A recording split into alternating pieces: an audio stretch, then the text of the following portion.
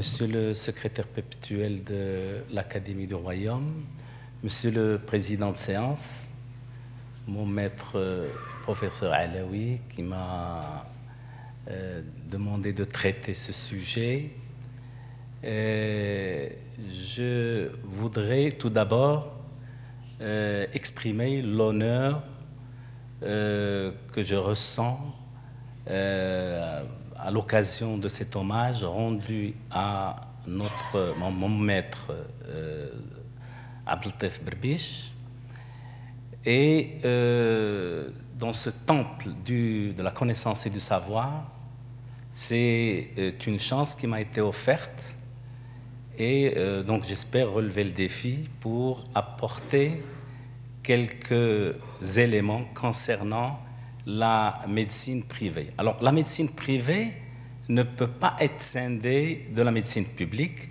Ça fait partie du système, de notre système de soins, alors qui se compose d'un secteur public qui est le moteur, qui est la locomotive, qui est le principal acteur dans le domaine de la santé et la principale réalisation où le progrès enregistré est particulièrement dû à la dynamique et à l'activité de ce secteur.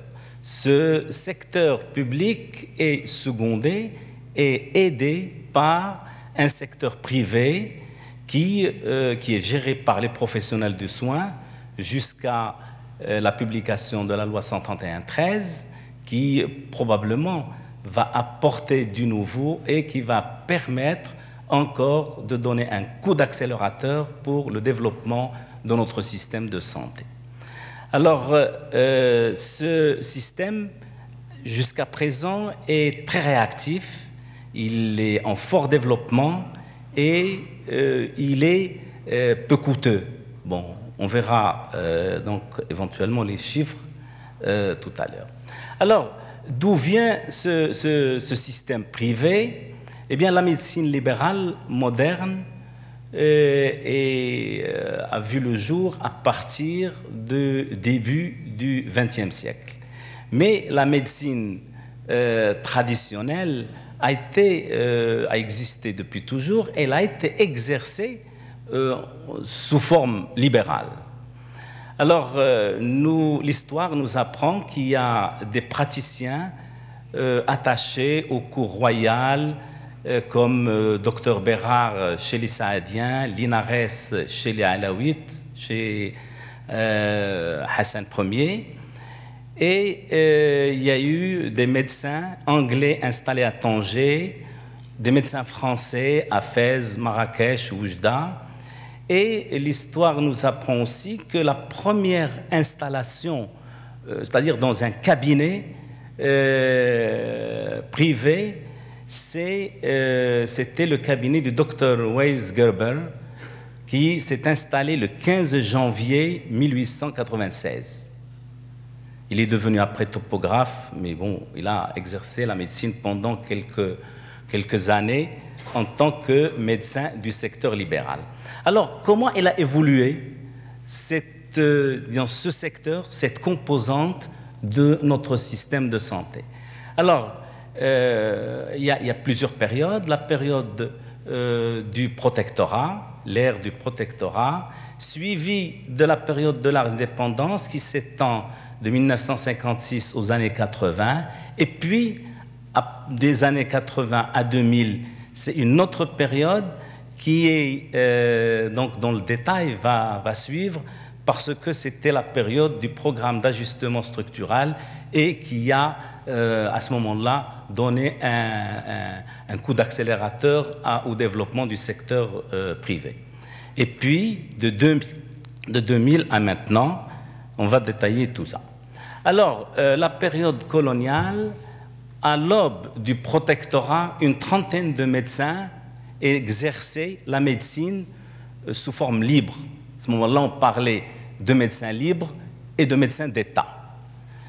La médecine moderne, qu'on appelait Tib Diel Nsara, et la médecine traditionnelle, Tib Dielna, devaient cohabiter, et donc la médecine moderne devait s'intégrer dans ce paysage, et elle a donc amorcé cette installation de manière très progressive aux côtés de cette médecine traditionnelle.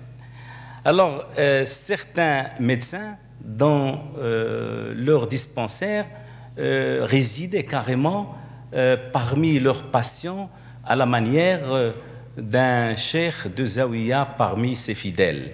Et c'est comme ça qu'ils ont pu s'intégrer à la population, et ils ont pu donc prodiguer des soins qui étaient nécessaires, parce qu'il fallait, avec très peu de moyens, lutter contre les maladies infectieuses, aussi bien parasitaires que bactériennes. Alors, le nombre de médecins libéraux va s'accroître très progressivement, et en 1955, le Maroc et tout le système de santé comptaient un peu plus de 1000 médecins, dont la moitié étaient dans le secteur privé. Alors, au début de l'indépendance, la conférence de 1959, présidée par feu Sa Majesté Mohammed V, a fait de la santé une responsabilité de l'État. Et le gouvernement devait mettre tout en œuvre pour organiser tout ce qu'il faut pour délivrer les soins. Alors, nous avons, dès le début de l'indépendance, fait le choix de deux composantes du système, une composante publique et une composante libérale. Et durant cette période, le Maroc a adhéré à l'OMS. Alors, à partir des années 80, vint le programme d'ajustement structurel. C'est un programme économique qui, malheureusement, a donné pas réellement un coup d'arrêt, mais qui a ralenti les investissements dans le secteur public. Mais c'est à ce moment-là que le secteur libéral a pris la relève, et donc on a constaté à ce moment-là, on a enregistré le développement d'unités ou d'établissements de soins, des cliniques privées, des centres d'hémodialyse privés, des laboratoires. L'industrie pharmaceutique s'est encore développée, les pharmacies aussi, les pharmacies d'officine se sont multipliées. Et nous avons donc assisté à la naissance de procédures nouvelles. Nous avons assisté à l'émergence d'outils de gestion modernes, et c'est à cette période que nous avons vu naître les polycliniques de la CNSS, qui posent actuellement certaines difficultés, mais qui ont apporté un plus à la médecine libérale au temps où elles ont été bâties. Alors, donc à partir des années 2000, le secteur public reprend sa place. Ça a été magistralement décrit par Dr Alaoui tout à l'heure. Le système privé a continué à se développer. Quelques dysfonctionnements menaçant l'accès aux soins se sont accentués. Les inégalités allaient apparaître au niveau, ou allaient peut-être s'accentuer au niveau de l'accès géographique, particulièrement. Des pénuries diverses se sont apparues, les pénuries en matériel, parfois en médicaments, mais surtout en moyens humains. Et la gouvernance du système commençait à être mise à l'index. Alors, et à partir de là, il fallait, et ça a été décrit largement, il fallait à ce moment-là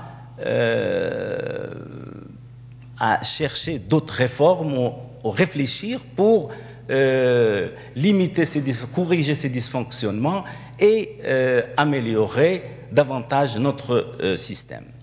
Alors, les nouvelles dispositions constitutionnelles, et particulièrement le fait que la santé est maintenant consacrée comme un droit, où le citoyen devient un décideur majeur dans les politiques de santé, la lettre royale, la lettre adressée par Sa Majesté Mohammed VI, que Dieu l'assiste, à la deuxième conférence, ça a été décrit par M. Alaoui et qui trace les éléments qui permettent d'avancer dans le développement de notre système de santé.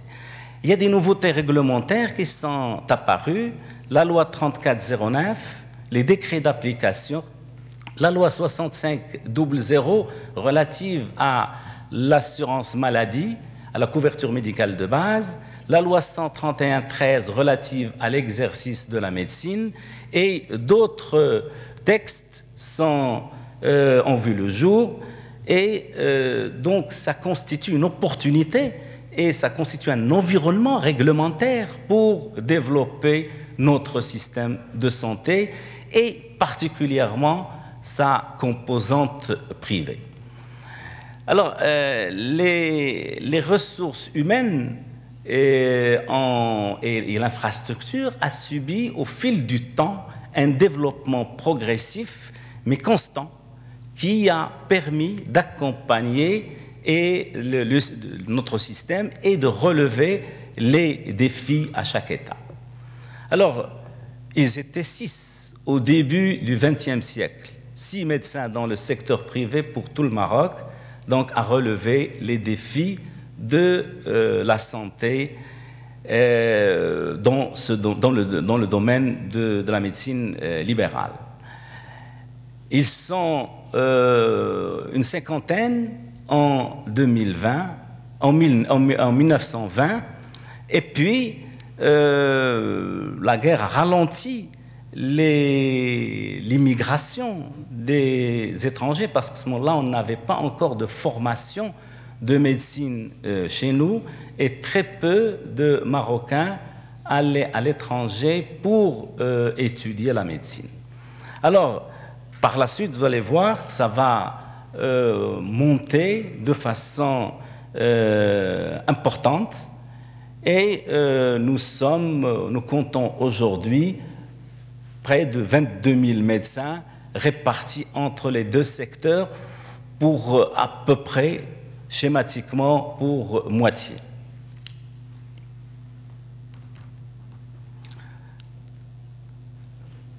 Alors, les ressources humaines aujourd'hui, il y a donc, disons, plus de médecins dans le secteur public que dans le secteur libéral, mais ce nombre ne compte pas le secteur semi-public.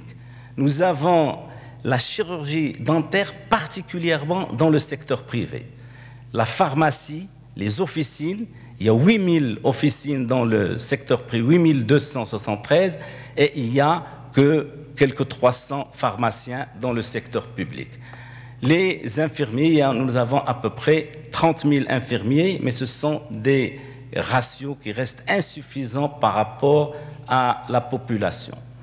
Alors, les cabinets de médecine libérale sont aux alentours de 17 200, de 7 200, et nous avons, le secteur privé représente 8 500 à peu près, 8 500 lits, et si on rajoute les unités semi-publiques, on est à plus de 10 000 lits, c'est-à-dire à peu près le tiers de la capacité litière de notre système. Alors, l'hémodialyse, un effort colossal a été fait, et c'est à partir des années 80 tout ça, et nous avons à peu près une couverture égale entre le secteur public et le secteur privé. C'est pour dire que le secteur privé est une composante essentielle, importante dans la délivrance des prestations de soins au Maroc. Et sur ce secteur privé, le système de santé doit s'appuyer. Alors, les équipements biomédicaux, vous voyez, parfois, c'est le secteur libéral qui a la primauté, mais nous sommes pratiquement à égalité avec le secteur public.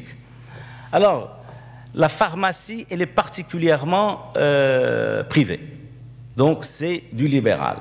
Donc, les laboratoires qui fabriquent les médicaments, nous sommes passés de 8 en 1960 à 35 laboratoires qui assurent une autosuffisance et qui permettent même l'exportation des médicaments à l'étranger. Les pharmaciens, ils étaient 29 en 1960, ils sont près de 8000 dans le secteur libéral aujourd'hui. Alors, la médecine dentaire, à majorité libérale, plus de 2700 cabinets, nous assistons à l'émergence de cliniques privées qui améliorent la qualité des prestations délivrées. Alors, ce système, j'utilise ce marqueur, c'est tout le système en fait qui a contribué. Donc, nous sommes passés d'une espérance de vie de 43 ans en 1960 à 72 ans en 2012 dans le secteur rural et de 57 ans à 77 ans dans le milieu urbain. C'est dire, on a gagné 28 ans en 50 ans, c'est dire, chaque année, on se rapproche de la mort que de 6 mois. Donc, chaque année, on gagne 6 mois. Donc, finalement, on a fait un progrès fulgurant pendant cette période de l'indépendance à partir des années 60.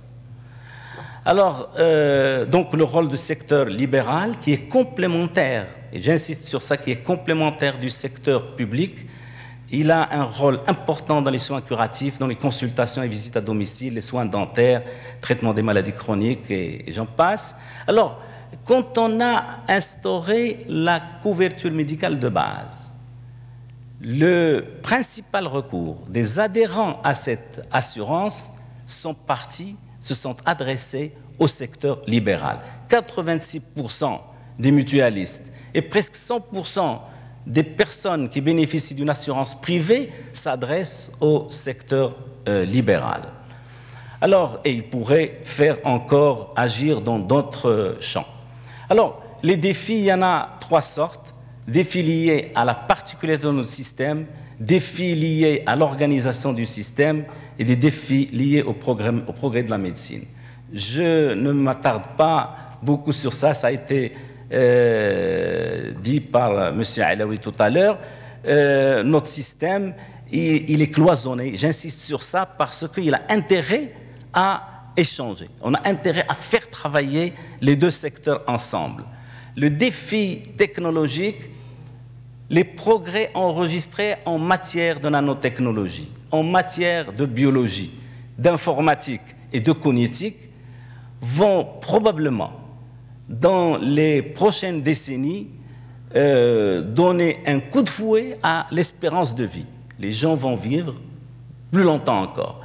Et l'augmentation de l'espérance de vie apporte encore d'autres défis qu'il faut relever. Et il faut y penser dès maintenant. La médecine change, la transplantation d'organes, les cellules souches, les implants, les interfaces électroniques, les manipulations génétiques, la télémédecine, et j'en passe. Tout ça, ce sont des défis qu'il va falloir relever. Il faut commencer à s'organiser dès maintenant pour développer ces techniques et développer ces modes de traitement. Il faut qu'on soit en mesure de gérer le changement et tout simplement en ayant confiance dans nos ressources et dans nos capacités et en investissant le champ de la recherche. Alors, il nous faut une vision pour le secteur privé, le partenariat avec le secteur public, la couverture médicale universelle, elle doit toucher tous les malades et actuellement, c'est un système qui est un petit peu diversifié, qui est un petit peu inégal, qui est probablement caractérisé par une inéquité. Mais il a le mérite d'exister, de démarrer. Et il est tout à fait jeune, tout à fait au début, et nous sommes déterminés dans le secteur public à le faire évoluer. Nous espérons même que le RAMED, régime d'assistance, devienne régime d'assurance et que tous les Marocains soient traités de la même manière là où ils le désirent en tapant aux portes qu'ils souhaitent. Alors, la couverture sanitaire, elle évolue. Elle a commencé il y a une dizaine d'années à 30%. Nous sommes pratiquement au double maintenant. Et Alaoui tout à l'heure a décrit les mécanismes qui nous permettent d'aller encore plus dans cette voie. Le partenariat, il y a le cadre réglementaire. Seulement, ce qu'on a constaté, c'est que les perspectives dépassent les prestataires. Donc, nous n'avons pas vu de projet naître lorsque cette réglementation a vu le jour. Et probablement, il y a une place aux incitations. Je ne sais pas, on appellera peut-être ça Maroc blanc, à l'image de Maroc vert pour l'agriculture. Alors, la régionalisation est essentielle. C'est la meilleure façon, probablement, de faire travailler les deux composantes ensemble. Il faut, disons, céder à la région la gouvernance du système de santé. C'est une dynamique nationale qui existe. Le benchmark offre de bons modèles à travers le monde. Le dispositif régional existe et le secteur libéral pourrait jouer un rôle déterminant. Alors, en conclusion, nous avons fait des réalisations importantes, des réalisations substantielles. Le système entier. Alors, j'ai choisi cette photo parce que celui qui assure la gouvernance veille sur le chantier et sur sa construction. Le progrès s'accélère. La médecine nous apporte beaucoup de nouveautés et beaucoup de techniques nouvelles. Et nous devons courir encore plus vite pour rattraper le retard. Mais nous devons courir dans un parcours balisé, dans un parcours contrôlé, dans un parcours transparent, sous le regard du public, sous le regard de la société. Et c'est comme ça que nous réussirons à faire travailler les deux systèmes et à optimiser notre système de santé. Je vous remercie.